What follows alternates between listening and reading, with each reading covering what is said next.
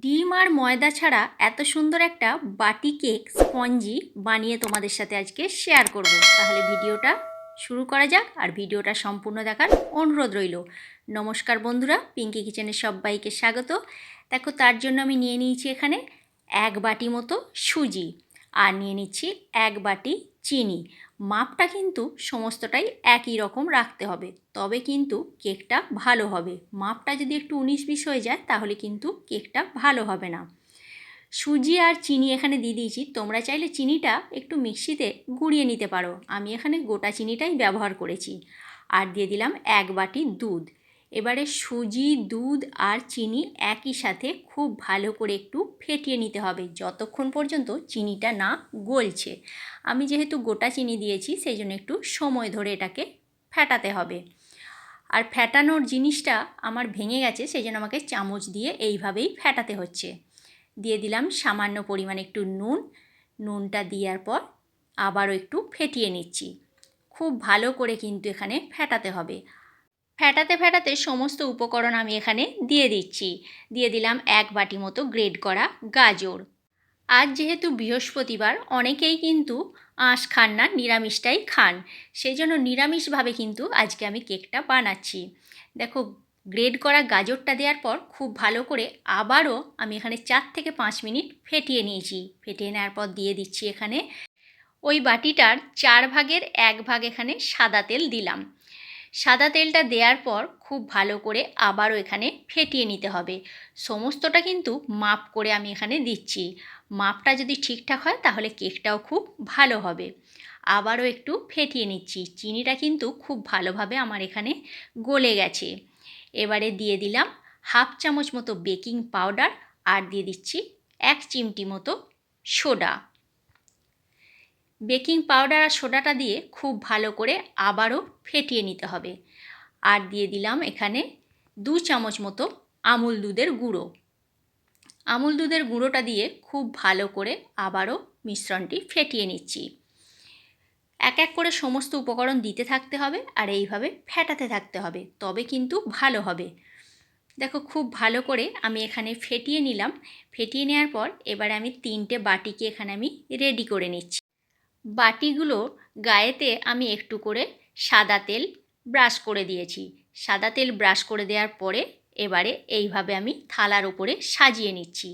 সাজিয়ে নিয়ে মিশ্রণটি এক এক করে দিয়ে দেব।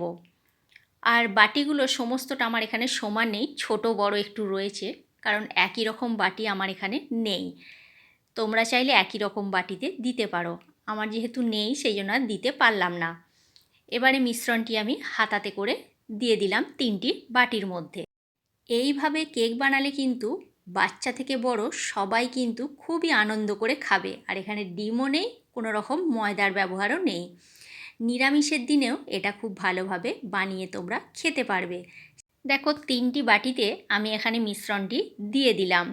মিশ্রণটি দিয়ে দেওয়া হয়ে গেছে, আর আগে থেকে গ্যাসের মধ্যে আমি কড়াইটা প্রিহিট করতে দিয়ে এসেছিলাম। কড়াইটা আমার খুব ভালোভাবে গরম হয়ে গেছে।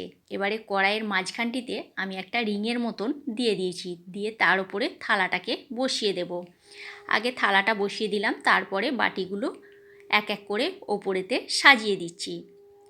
এবারে একটা ঢাকনা দিয়ে আমি এখানে ঢেকে দেব 10 মিনিটের জন্য। গ্যাসের ফ্লেমটা হাই করে দিয়ে এটাকে আমি ঢেকে দিচ্ছি। এই কেকটা বানানো খুবই সহজ আর খুবই তাড়াতাড়ি হয়েও যায়। দেখো, 10 মিনিট পর আমি আবারও ফিরে আসছি। 10 মিনিট পর ঢাকাটা আমি এখানে একবার খুলছি। এখনও কিন্তু এটা হয়নি সম্পূর্ণ। আমি ওপর থেকে একটু কাজু ছড়িয়ে দিচ্ছি, আর গোটা গোটা কাজু কয়েকটা সাজিয়ে দিচ্ছি।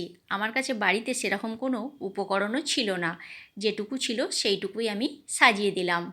যেসব বন্ধুরা ইউটিউব থেকে আমার ভিডিওটা দেখছো তারা আমার চ্যানেলটা সাবস্ক্রাইব করে পাশে থাকা বেল আইকনটা প্রেস করে দিও। তাহলে কি হবে, যখন কোনো নিত্য নতুন ভিডিও আপলোড করব সাথে সাথে নোটিফিকেশান তোমাদের কাছে পৌঁছে যাবে, তোমরা ভিডিওটি দেখতে পাবে। আর ফেসবুক পেজ থেকে দেখে থাকলে আমার পেজটি ফলো করে নিও। কাজুগুলো সাজিয়ে দেওয়ার পরে আমি এখানে ঢাকনা দিয়ে ঢেকে দিয়েছিলাম 30 থেকে 40 মিনিটের জন্য।